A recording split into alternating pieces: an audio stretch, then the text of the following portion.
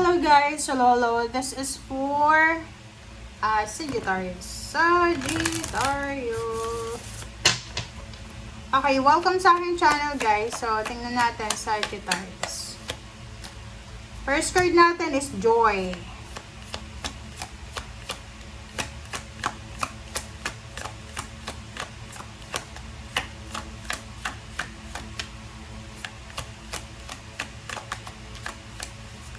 Joy to the world. Okay, Sagittarius, kung bago ka sa channel ko, please like, share, and subscribe.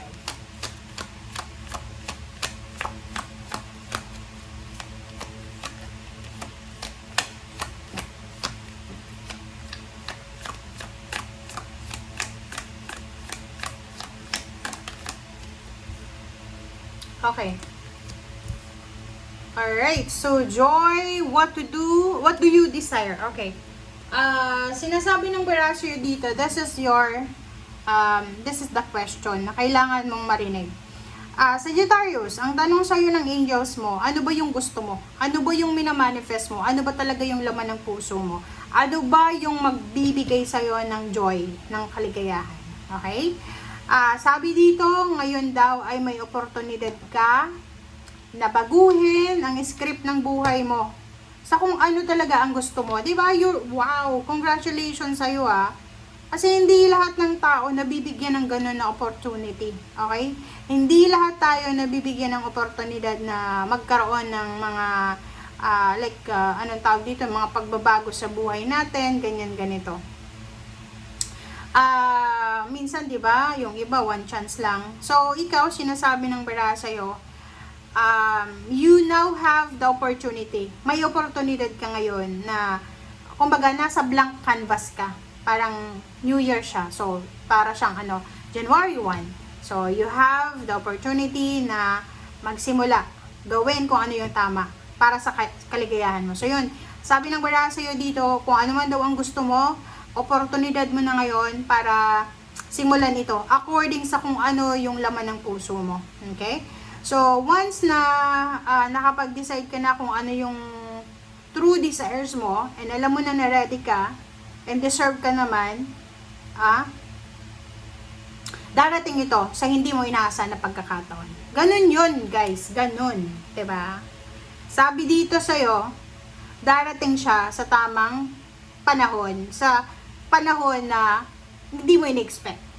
So, love life, trabaho, promotion, car, relocation, lahat ng yan na pinagpipray mo, wini-wish mo, okay?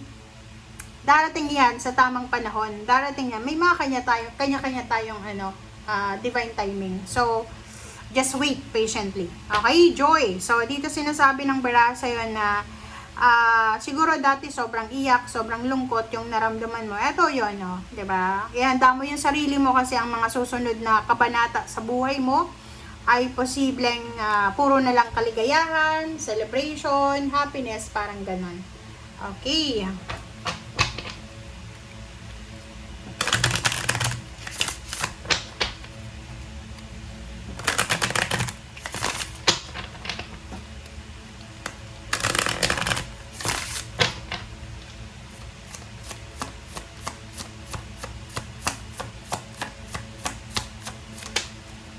Alright, so Taurus, I have benefit. So, sinasabi ng bara sa'yo dito na, ayun, wag matigas ang ulo. Okay, wag matigas ang ulo. And, sinasabi ng bara sa'yo na, kung gusto mong magkaroon ng maraming pera, ngayon pa lang, trabahuin mo na siya. Okay, trabahuin mo na. And, wag matigas ang ulo. Yun yung sinasabi ng bara, wag against the flow. Kasi pag palagi tayong against the flow, doon papasok yung masasabotahe kung ano yung mga bagay-bagay na pinaplano nyo. Alright? Okay, let's check.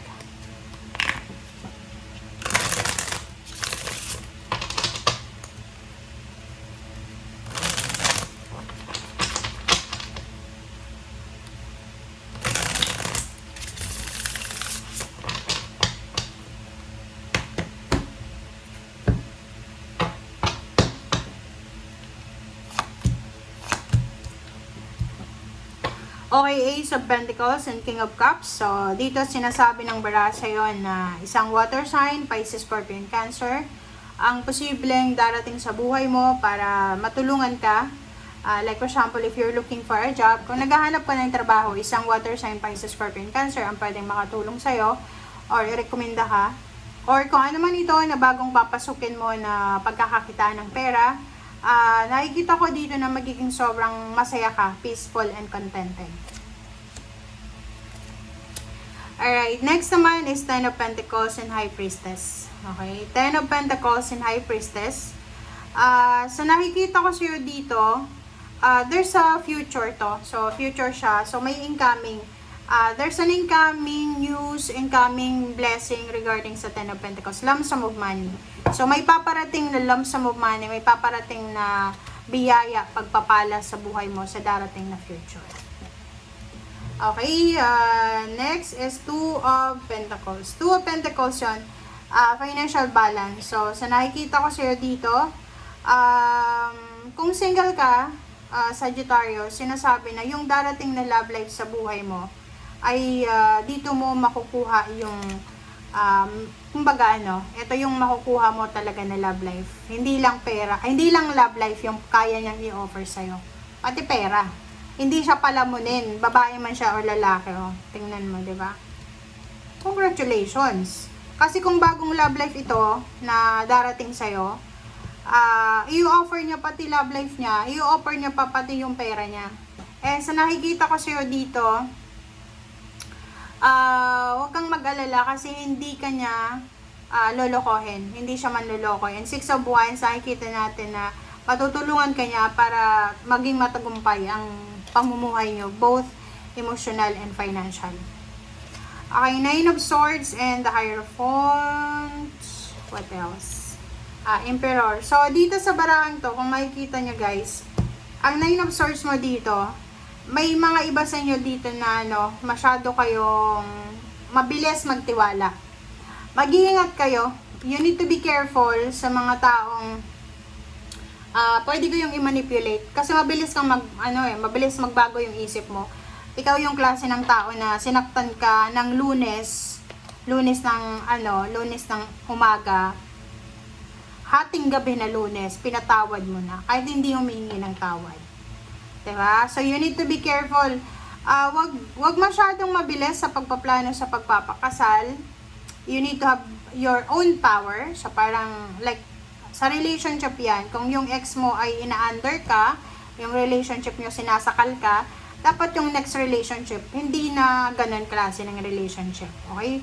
Ipakita mo kung lalaki ka, ipakita mo na lalaki ka. Kung babae ka, ipakita mo na babae ka. Syempre, equality sa relationship. So, the power is here. Sinasabi, reclaim your power. Kasi parang, like, sa past relationship mo or sa past jobs mo, pwedeng nabuli ka or pwedeng niyorakan yung pagkatao mo, bumaba yung self-esteem mo and confidence. Nakapag-asawa ka siguro or nakapagtrabaho ka sa isang company na puro narcissistic yung nandoon.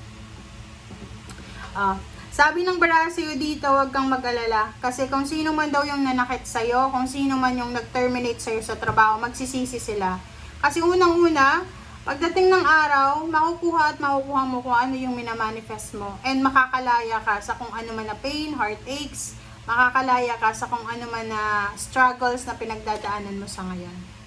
Okay? 5 of Wands and Queen of... mag-iingat lang tayo. Be careful sa mga taong kaharap mo. Kasi pwedeng mabilis kang makakuha ng kaaway. So, focus ka lang sa pagkakaperahan, okay? Ang emotion mo sa love life or sa family life, huwag mong masyadong bigyan ng panahon kasi sagabal yan sa pag-unlad mo financially. Okay? So, yung 8 of Pentacles dito, sinasabi ng bara sa'yo na you need to be strong. Okay? You need to be strong, guys. Kasi, yun yung importante, diba? Maging strong ka, maging courageous ka. Kasi pag nakita kasi nila alam mo yung mga ito yung mga taong mabilis ma-manipulate. Mabilis manipulate ay yung Taurus, sila, matigas yung ulo, pero pag na-inlove sila, kahit masamang babae yan, masamang lalaki yan, may love sila, paglalaban nila. Pangalawa, ang Pisces mabilis din ma-manipulate yan. Okay? Utuin mo lang, mauuto na yan. And next is the Libra. Libra, mabilis din ma-manipulate yan. So, isa ka sa mga zodiac sign. Okay, Sagittarius. Ang Sagittarius, yun, mabilis talaga. As in, sobrang bilis. Mag-iingat kayo ha, kasi pinapabayaan nyo yung mga tao na i-manipulate kayo eh. Okay? You need to be careful, guys. Alright? Thank you for watching. Bye!